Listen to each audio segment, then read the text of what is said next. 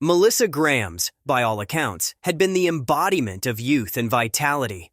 At the age of 24, she was living a busy, sometimes chaotic life. Juggling work at a local restaurant and her studies at a nearby community college, Melissa was no stranger to hard work. But while she threw herself into these endeavors, she was also known for her love of partying and socializing. Her home life had never been stable, yet her charisma and infectious personality had endeared her to countless people.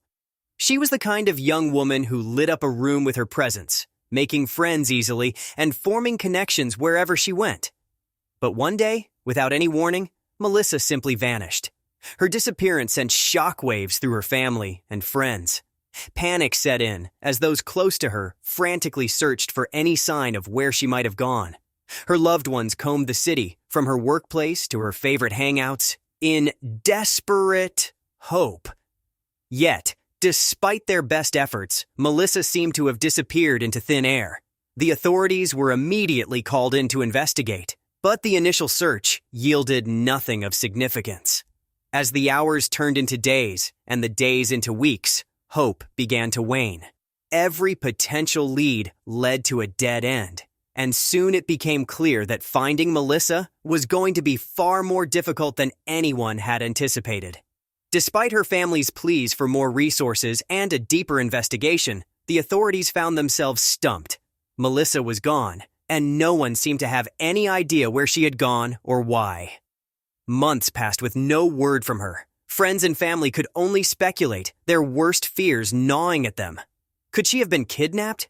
Was she the victim of foul play? Or had she simply run away, trying to escape the tumultuous life she led? Each theory seemed as plausible as the next, yet none provided comfort. But as the investigation stalled, a single, seemingly small tip gave the authorities a glimmer of hope. A local informant came forward, suggesting that Melissa had been romantically involved with a man named Kurt Black. The tip seemed almost too simple. Could it really be that easy? Still, with no other leads, the authorities followed the thread, hoping it might finally give them the answers they sought. Kurt Black was an unremarkable man at first glance. In his mid-30s, he lived a quiet, seemingly ordinary life. His age made him an unusual match for a young woman like Melissa, but that was not in itself incriminating. However, as detectives began to dig into his background, small details began to emerge that made them increasingly suspicious. Kurt wasn't as innocent as he appeared. The police obtained a warrant to search Kurt's home, hoping to uncover something that would shed light on Melissa's disappearance. They searched every room, every closet, every crevice. Yet, despite their thorough investigation, they found nothing of note. Kurt appeared to be clean. Could they have been wrong? Was this just another dead end? The detectives were frustrated by their lack of progress, but they weren't ready to give up. They decided to take a deeper dive into Kurt's past. What they found gave them pause. Kurt had a criminal record, nothing too severe, but enough to raise eyebrows. His teenage years had been marked by a series of minor offenses, and though he had seemingly straightened out his life, his past gave the detectives reason to question whether his connection to Melissa was as innocent as it seemed. As the investigation continued, detectives sought to gather more first-hand information about Kurt and Melissa's relationship. They interviewed friends, acquaintances, and anyone who might have seen the couple together. One witness came forward with a particularly troubling account. On the night of Melissa's disappearance, Kurt had been seen arguing with her. The argument, according to the witness, was heated and intense. This revelation only deepened the detectives' suspicions. Was Kurt involved in Melissa's disappearance after all? Yet, when confronted with the accusation, Kurt vehemently denied any wrongdoing. "I'm innocent," he insisted. "I had nothing to do with Melissa's disappearance." Without concrete evidence linking him to the crime, the police were left in a difficult position. Kurt's behavior was suspicious, but there was nothing that definitively tied him to Melissa's case. The investigation dragged on for months, and as time passed, the likelihood of finding Melissa alive grew slimmer. For her family and friends, the uncertainty was unbearable. Would they ever know the truth about what had happened to her? Was she still out there somewhere, waiting to be found? Or had something terrible happened, leaving them to search in vain? Meanwhile, Kurt Black's life carried on. To the casual observer, he appeared unbothered by the accusations swirling around him. He continued with his daily routines, showing no outward signs of guilt or remorse. But beneath the surface, Kurt was anything but calm. He couldn't shake the feeling that the authorities were watching his every move, waiting for him to slip up. Paranoia crept into his thoughts, and though he tried to maintain his composure, he was plagued by the fear that sooner or later the police would catch up with him. Despite his growing fear, Kurt remained defiant. He continued to insist that he had no involvement in Melissa's disappearance, even going so far as to file a lawsuit against the police department. He claimed that his rights had been violated during the investigation and that the authorities were unfairly targeting him without cause. But as the lawsuit dragged on, it became clear that it would not be the salvation Kurt had hoped for. As his life unraveled, Kurt lost everything. His lawsuit failed, and with it went his last vestiges of control.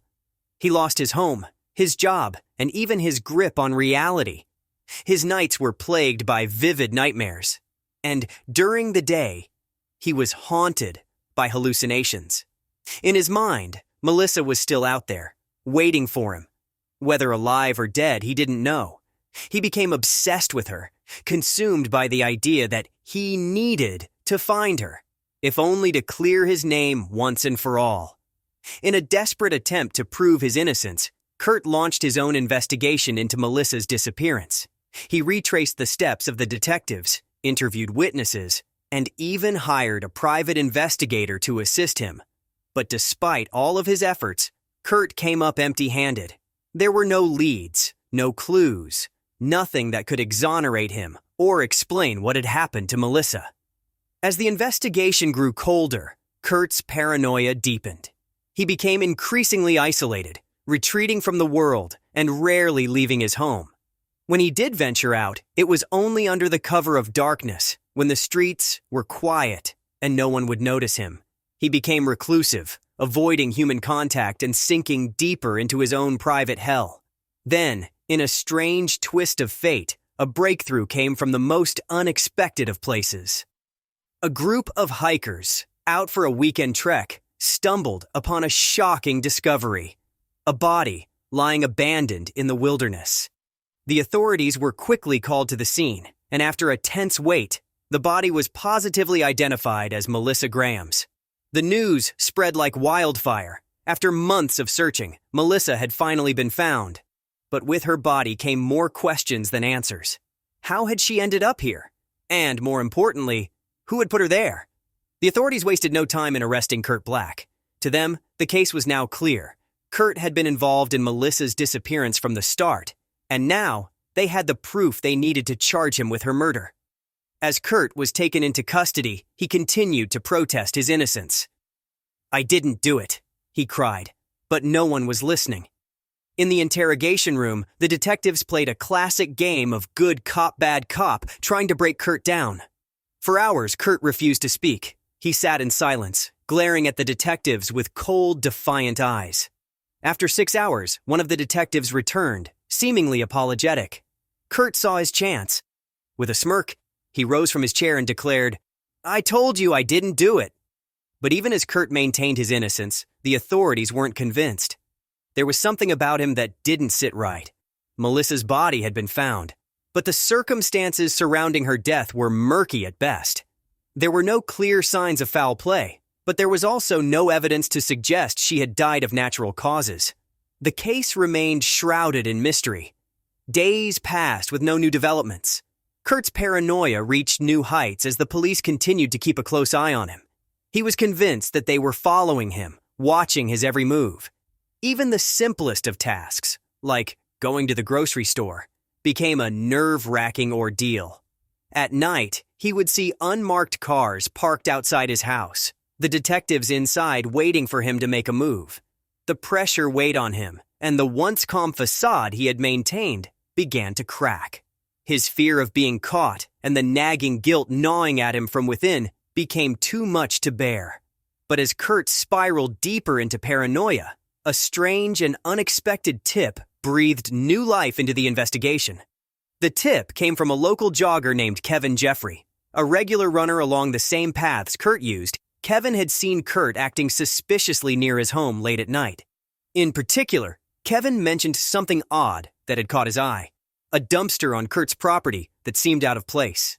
It wasn't unusual for someone to have a dumpster, but there was something about the way Kurt interacted with it that made Kevin uneasy. He urged the authorities to take a closer look, certain that it might hold the key to unlocking the mystery. The detectives had already combed through Kurt's home, but Kevin's tip was too intriguing to ignore. They returned to Kurt's property, where the dumpster sat in an inconspicuous corner, partially hidden behind some overgrown bushes. At first glance, there didn't seem to be anything unusual about it. But Kevin, who happened to be jogging by at the time, pointed it out again. "I swear it's that dumpster," he said.